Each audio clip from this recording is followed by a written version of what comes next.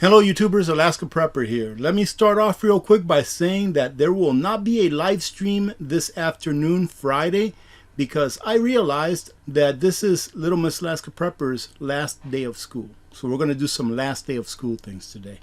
Ladies and gentlemen, today I want to talk about banks and why I believe, I'm not a financial advisor, so do your own homework, that you should not keep your money, or at least a bulk of your money, in the bank. And when I say money, I mean fiat currency. I always get a few of the purists that say it's not money, it's fiat currency. We understand that. However, a lot of people view these fake things as money. But someone asked me, I think it was 2 or 3 live streams ago, what do you think is going to happen with the banks?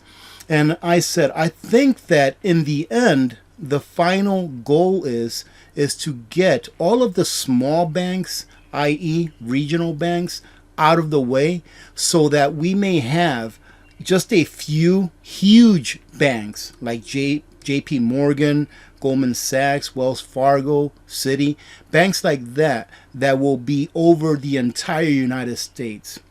Yes, I agree that the banking system with which we are governed now, because I believe it is the banking system that governs our nation because they control the strings.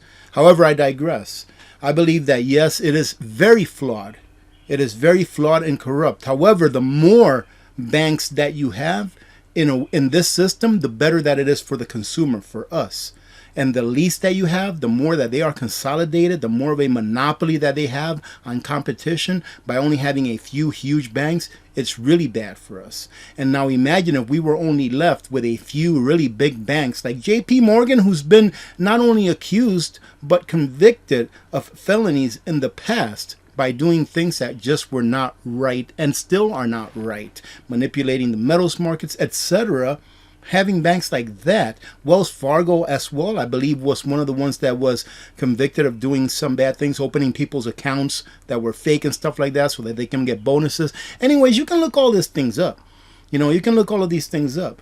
Do we really want a whole bunch of the smaller banks, right, that we can maybe have a little bit of influence over now to go away, i.e. mom and pop banks, per se, to go away and us only be left with these big major banks? And then on top of that, the US throw a CBDC on top of that for the cherry on top. Now, it is very enlightening to see that some states have already outlawed. It's already gone into law, like Florida being one of them. I forgot the second one, but it's already gone into law where they said we were not going to deal with a CBDC. It's not going to be, legal in this state. I think that's great. And I hope that more states follow along. But anyways, going back to what I said that I think that the main goal, the end goal, is to get all of the little banks to go away, leave the big banks in charge. That way they can have even more control over us as the citizenry. And here it says, bank stocks puke as Yellen reportedly warns of more mergers ahead. You see, this has been systematically done over the years. They have played this game for the long game. Right, ladies and gentlemen, it is the frog in boiling water. Let me show you a really quick chart before we go over this real quick article. It's not going to take long. Now, this is the number of banks that existed in the United States of America all the way going back to 1966. And just take a look at this. We, in 1966, had nearly 24,000 banks in the U.S. The orange signifies banks that have branches. So like one major mama or papa that then branch out. Like Wells Fargo, like the big banks, right? And then the red are single office banks, like your little mom and pop bank that's here in your city that you live in, or your little town that you live in. And look how they've gone down. Just like Johnny Bravo says, the trend is your friend. And which way do you think this is trending? And this only goes up to, I believe, 2016, showing 6,000 banks. As of current, there are less than 5,000. I think it's in the 4,300, 4,400 number of banks that exist in the U.S. today. So they have been systematically getting rid of all of these banks. And every time that there's some kind of a financial crisis, some kind of a recession, whatever it is, banks fall and they get gobbled up by look at how small a number of big banks we have now. And this is all that we have left of the mom and pop banks, which I like to call it. Now imagine what they could get away with when they are consolidated, when they have all of that power, ladies and gentlemen. Imagine what the JP Morgan, Citibanks, Wells Fargo, etc., etc. Imagine what they can get away with. So look at what they get away with now. I mean, it's incredible. All they do is pay fines. No one ever goes to jail. No one ever gets dismantled and spread apart into different little banks. All they do is get bigger and stronger. And that is why, in my opinion, the banks, i.e. the Federal Reserve, who is there to service the banks, own our government. Amid a major short squeeze which has lifted the regional bank stocks almost 10% this week, the best week since November of 2020, CNN is reporting that during Thursday's meeting with the CEOs of large banks, Treasury Secretary Janet Yellen told executives that more bank mergers may be necessary as the industry continues to navigate through a crisis. Yellen echoed remarks from U.S. regulators who have said there may be bank mergers in the current environment. This is nothing new, as during an interview with Reuters this week, Yellen said a certain degree of consolidation in the regional and mid-sized banking sector could occur. Quote, this is what she said. This might be an environment in which we're going to see more mergers. And you know, that's something I think the regulators will be open to if it occurs, she said. Of course the regulators are going to be open to it, ladies and gentlemen. You know why? Because they are part of the club. It's just you and me that are not. Roughly translated, that means expect more imminent bank failures. Get your money out of the bank, ladies and gentlemen. I'm not a financial advisor. Get your money out of the bank. Turn it into something real. I know that some people think I'm crazy for getting some of the things that I do, like a water pump, an extra. Who gets an extra water pump? Who gets an extra alternator for their vehicle just in case the one that they have goes bad? Who does that?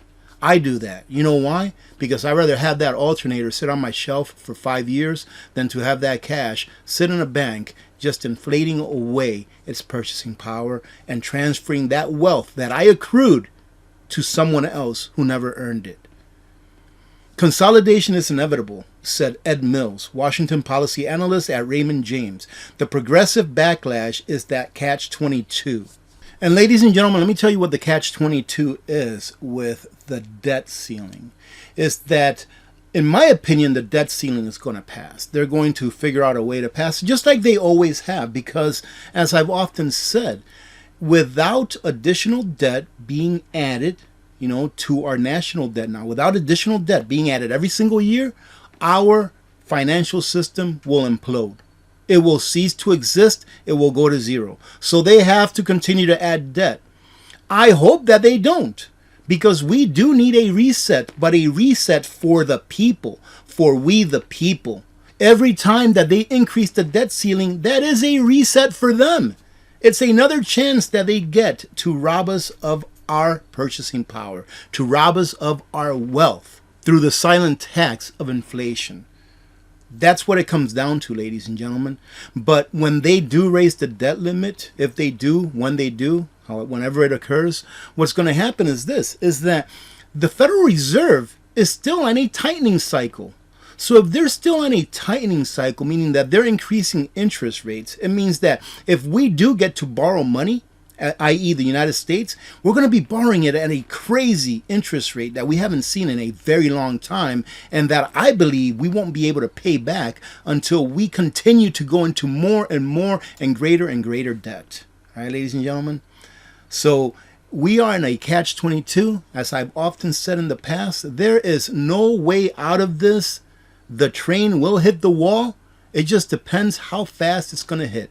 But it will hit the wall, ladies and gentlemen. Protect yourselves. Get prepped up.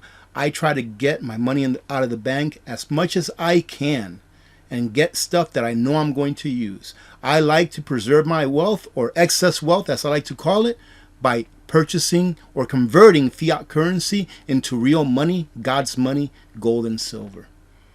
Having said that, let me go ahead and cut this short because I want to be able to put this video up before our live stream time, which we're not going to have today. Thank you very much, ladies and gentlemen. I hope you had a good week so far. All right, TGIF to all of you. And make sure that you're safe this weekend. Don't drink and drive. Don't ruin your life for a few minutes worth of fun. It's just not worth it, right? God bless every one of you. God bless America. I'm Alaska Prepper. I'm out.